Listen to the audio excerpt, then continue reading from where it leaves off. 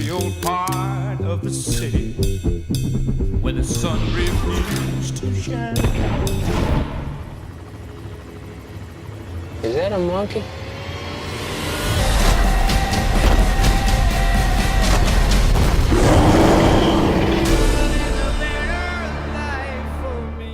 Independent film director Jordan Vogt-Roberts helms the newest incarnation of the eighth wonder of the world with Kong Skull Island, which stars Samuel L. Jackson, Tom Hiddleston, Corey Hawkins, Jason Mitchell, and John C. Reilly. This, of course, is the next film in the Company of Legendary's newest monster universe, which started in 2014 with Gareth Edwards' Godzilla, and now we're on to the character of King Kong. We are leading up to the big fight between King Kong and Godzilla. We're bringing another independent director to direct a big-budget film.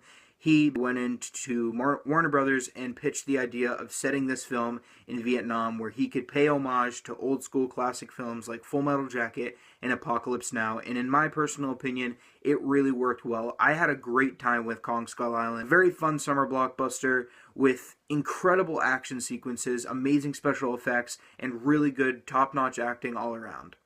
The two standouts for me were Samuel L. Jackson and, of course, John C. Reilly. Gold crawlers. Why? Because it sounds neat. Okay. Look, I just made that name up. I'm trying to scare you. I'm fine calling them that. Are you cool with it? Yeah, that seems like I good. like the name. Who, when I watched the trailer, I was a little hesitant going in because I didn't want the humor to really just not mesh well with the plot. But unlike Godzilla, this film is much more of a fun, entertaining, more not taken as seriously with that. There is a lot of humor in this movie, and almost every piece of humor in this movie worked for me. I laughed consistently whenever John C. Reilly said a joke. It was hilarious. I thought it was wicked funny. He does great in this movie. He was one of my favorite characters in the film. I really liked the writing. I thought that the movie didn't mind going for a little like campy, over-the-top kind of dialogue here and there. It kind of felt like an old-school B-rate monster movie, and I think that's what the director was going for. And the other thing that he went for was he was paying homage to old-school war films like Apocalypse Now and Full Metal Jacket. And I also saw a little Mad Max Fury Road in there. I know it's not a war movie, but the movie hasn't even been out for 2 years, and we're already paying homage to it, and I'm so happy about it because that film has some of the best visuals I've ever seen in a film, and this does mimic a lot of them, and it does it really well. It doesn't completely take it from that movie. It does it in its own way, which I thought was really interesting.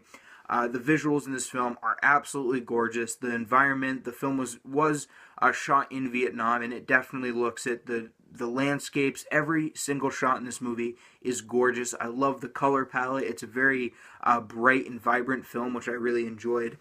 The island of Skull Island is a very prehistoric type island. It has a lot of creatures in there, and a lot of the creature designs were fantastic. And of course, the main dish we have here is the character of King Kong, and he is a force to be reckoned with. This incarnation is gigantic. It stands on its 2 feet, and it is so tall. It is terrifying when it's seen on screen, and it's also so incredibly entertaining to watch the character of King Kong just destroy these people coming into his place. Like John C. Reilly says in the trailer, Well, you don't go into someone's house and start dropping bombs unless you're picking a fight. there are other creatures in this movie, which I'm not going to explain a lot about. In the trailer, you see skull crawlers. Those are in the movie. But there are a lot of other things here and there that I thought were really interesting, and they did surprise me.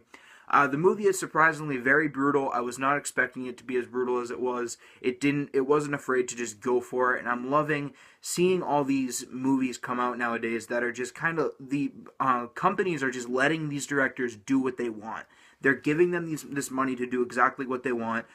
Earlier this year, we had A Cure for Wellness directed by Gore Verbinski, and he was able to do everything he wanted with the storyline. This is 2.5 hour long horror film. I was really happy with the way that came out. And there's a lot of choices in here that I was really surprised with.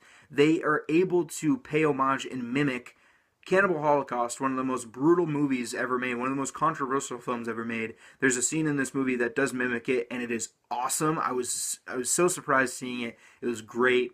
The movie is very brutal, it's very violent, and I was really happy to see that because they didn't hold back on the harshness of this.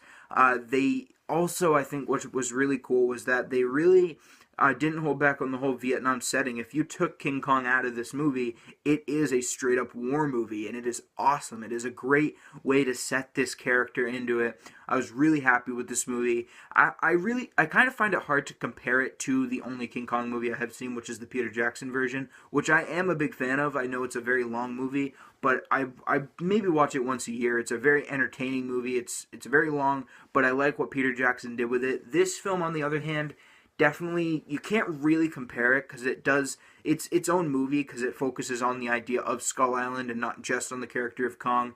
The Peter Jackson version is much more of a straightforward classic, the classic story of King Kong, so you can't really compare the two. I do like them both very much, though. I think they're great movies. This film is so entertaining. It's a great blockbuster. It's a great way to start the summer movie season, and I cannot wait to see what the next installment holds. Cannot wait to see the characters of Godzilla and King Kong battle it out. My final grade for King Kong is going to be 4 out of 5 stars. Kong Skull Island is an excellent movie. It's a very fun, fast-paced, entertaining film with great special effects, really top-notch acting, and overall, just a super entertaining film. I hope you enjoyed my review for Kong Skull Island. I will be back with more videos soon, so I'll see you guys later.